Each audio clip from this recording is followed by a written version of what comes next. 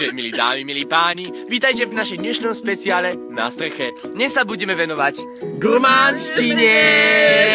Ak by ste nám neverili, my sa reálne práve nachádzame na tzv. Temešskej streche. Istí jedinci to už nevydržali a priam sa napchávajú na to.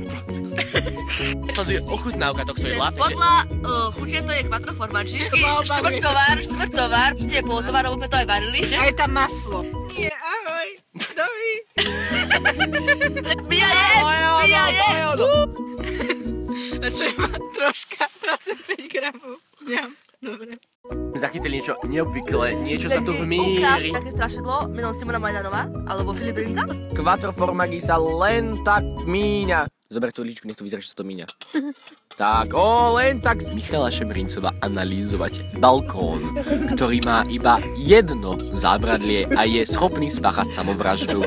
A je použiteľný iba na jednu vec, a to na samovraždu, ako v prípade Ivety Bartošovej. Šifu. Raz nasleduje tzv. Ospravedlnie za to, že jej urazila, nech je jej zem ľahká Ivetu Bartošovú. Ivetka, prepáčte vy, kde ste, hoci kde. Je mi to ľúto.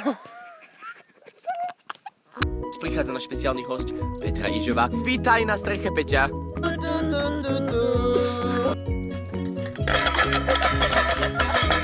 Totiž prišla, aby sa vyjadrila k problematike vzťahov v dnešnej dobe. Momentálne si musíme zavolať priateľa, psychologa na telefón. Haló. Dobrý večer. Čo by ste nám poradili na tému vzťahy? Pán psychológ radí, že neradno sa zbližovať so svojimi spolužiakmi na chate, pretože potom si môžu myslieť, že s nimi nebodaj chodíte, či máte nejaký vyšší otvorený vzťah. Ako sa cítim po dnešnom večeri? Host číslo 2, Simona Majdanová, ide identifikovať, že čomu sa vlastne bude venovať v našej relácii.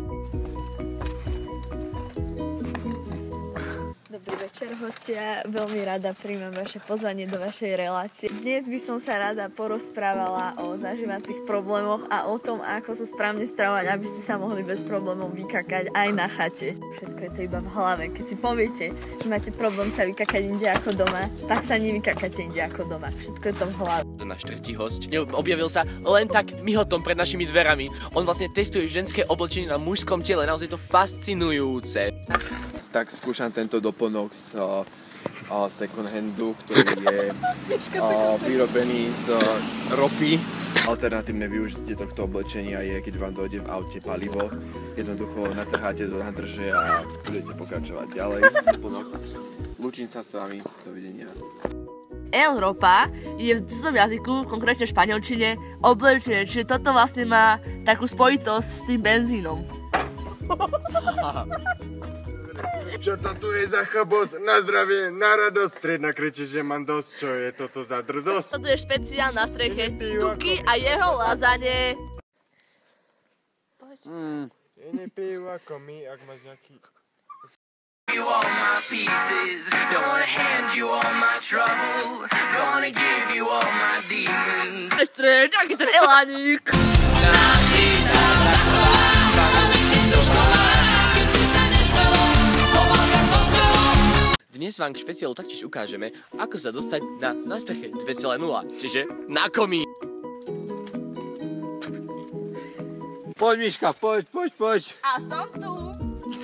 A teraz nasleduje slávnostný prípitok. Fifiky. Taktiež došiel host Andrej Krebes, ktorý by vám chcel povedať problematiku ohľadom byť bosý na chate. Aké to je? Čo to znamená pre jedinca?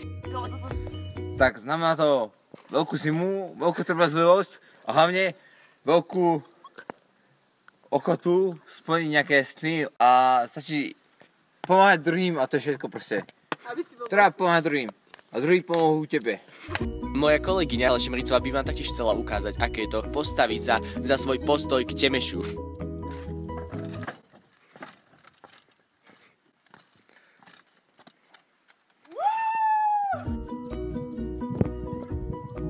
Takže kvôli problémom s ultranízkymi teplotami sme sa museli presunúť do lepšieho prostredia a preto sme sa stali našou reláciou vo vani.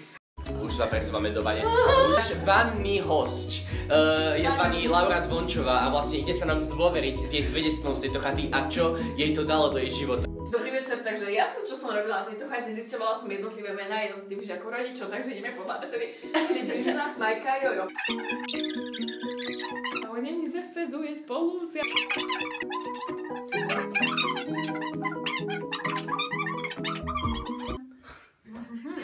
z kostolnej vsi. Z kostolnej. On je Dávid a práve sa na jakom vršku, to je taká pikoška. Michálka. Decko, Martin, to je akož náš spolužiak, viete. Do piče mama Zuzana. Ďakujem za túto databázu mien a želám vám všetko dobré do života. Vidíme sa možno v budúcnosti, keď budeme mať nových spolužiakov a naučím sa nové mienka. Papík. Ďakujeme všetkým zúčastneným za toto prispieť do našej krásnej relácie. A jak sa hovorí, čím viac vlogov, tým viac fifiky na streche. Za námi chceme taktiež poďakovať. Záplackej, ale nie Kurbelovej, Záplackej.